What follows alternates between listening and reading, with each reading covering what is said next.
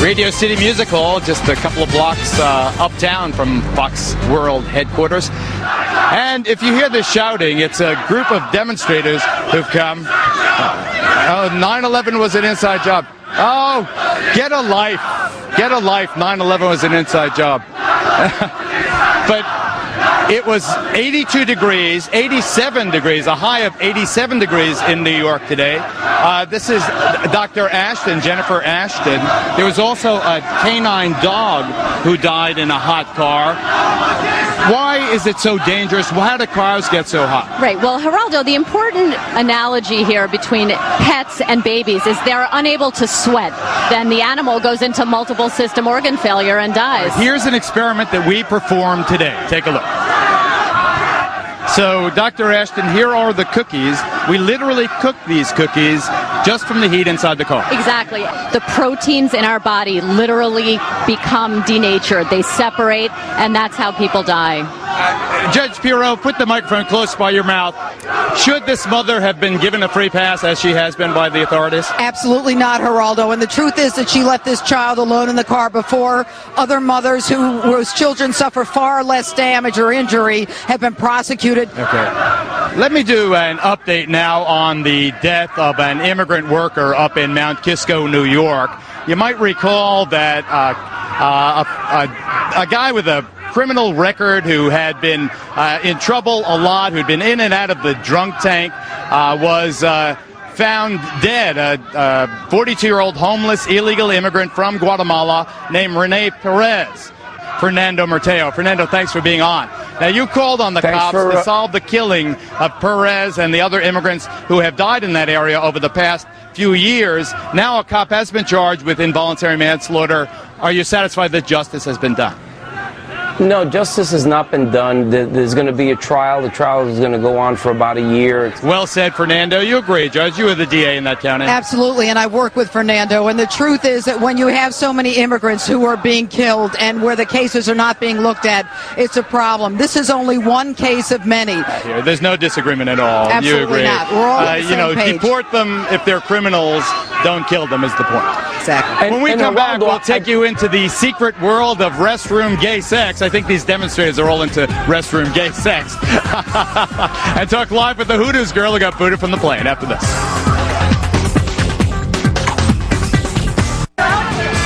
Welcome back, everybody. We've been surrounded by an activist, radical, communist group. I don't know who the hell they are. But let me go on to our planned program. First, he said he was going to step down after allegedly approaching an undercover cop for sex in an airport bathroom. Lori Dew checked into the men's room to find out. So, Lori, the odds are of this happening by chance pretty low.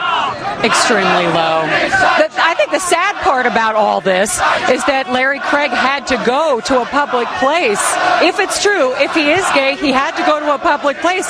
And that's the shame of homosexuality in this country right today. At least the shame that the Republican Party puts on it. Joining us now, Deputy Chief of the Bergen County, New Jersey Sheriff's Office, Brian Reich, who up until 8 months ago engaged in sex stings with the Bergen County Sex Crimes Unit.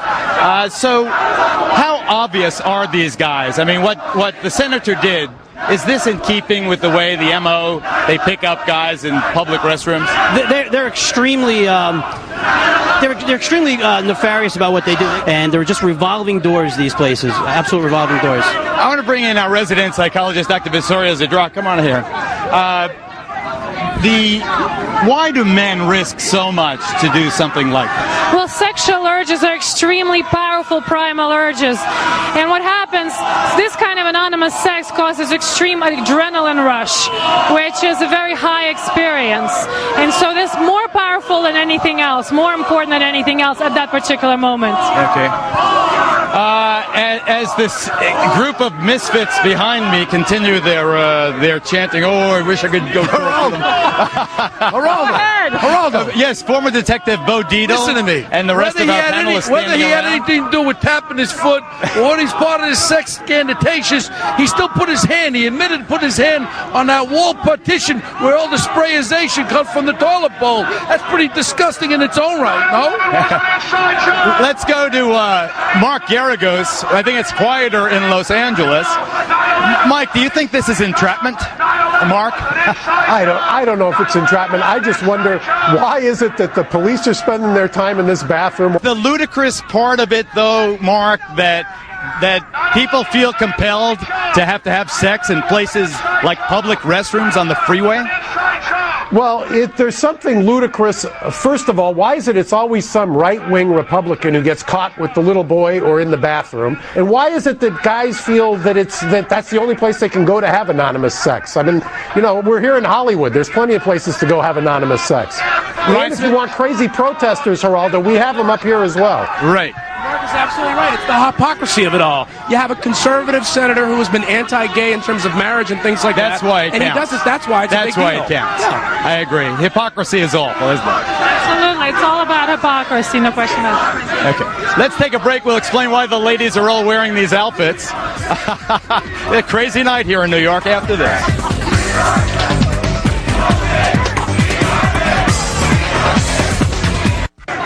Welcome back live. All hell is breaking loose on 6th Avenue. You need a permit to protest or demonstrate here in New York, but this anarchist group came forward. They really are one of the least attractive groups of demonstrators I've ever seen. One of the leaders, I guess, if violence breaks out, don't worry, we can handle it. Our Fox News team can take this bunch of I don't want to use any foul language, but the funny thing, let me go back to our scripted program. The funny thing about Southwest Airlines telling college student and part-time Hooters waitress Kyla Ebert that she couldn't fly because her outfit was too risque is that Southwest became famous promoting the idea of sexy, risque flying. It's a lot more modest than the one that Southwest used in its ad. And in support of Kyla, our team has dressed similarly. So did you realize that you're going to get caught in such a controversy? Never. I never imagined that this outfit would get me noticed for anything other than it's a very cute outfit. And when they told you to leave the aircraft, could you believe what was happening? No, and initially I wasn't told it was because of my outfit. I couldn't imagine what they would be pulling me off the aircraft for. Was it a passenger, a fellow passenger who complained about you? No, it was a Southwest employee who felt that my outfit was obscene and was offending other people. But realistically, it doesn't look obscene. What was going on? Realistically, I don't know what happened. I was told to change. I had nothing to change into. I was told to buy a change of clothes from the gift shop. Is there a lawsuit here, Judge? Well, there may be for anything, but the question is, what are the damages? And I give you credit. You didn't get off the plane. You insisted on staying on. And I think she certainly has some intentional infliction of emotional distress. And Dr. Z, a lot of times your outfits are provocative in some ways, some obvious ways. Now, how do you deal with people who may be offended, as long as they don't mess with you and your right to fly or whatever? This is why we live in a free country. We are free to wear what we want to wear as long as it's not offensive. There's nothing offensive, in the outfit like this or what I'm wearing. We're not blearing it out. There's absolutely nothing wrong. You have to be strong and stand by your beliefs. Geraldo, what's more offensive, a beautiful girl like this or a sweaty person who gets on who hasn't taken a shower in a week, who's wearing a too tight outfit who weighs 300 pounds? Which one is more offensive? You know what? They should be more concerned about terrorism than someone as innocuous as a college student who's dressed in the way kids dress. What are you studying, Kyla? I'm studying international business and have now decided to pursue law. Okay. Are you going to stick out with your job at Hooters? I wasn't even working at Hooters at the time this happened. That's the funny thing. But for now, Hooters is helping me get through college, and they've been great. They've been very supportive. All right, ladies, stand by. Next, Pavarotti's final ovation. See, Craig, this is what happens when you go on the Panasonic Astrovision. Every nut job in Manhattan. And this is only your first or second time in New York? This is my second time in New York. How do you like it so far? I think I'll come back when things calm down in a few years. I'm not sure it does. You're right.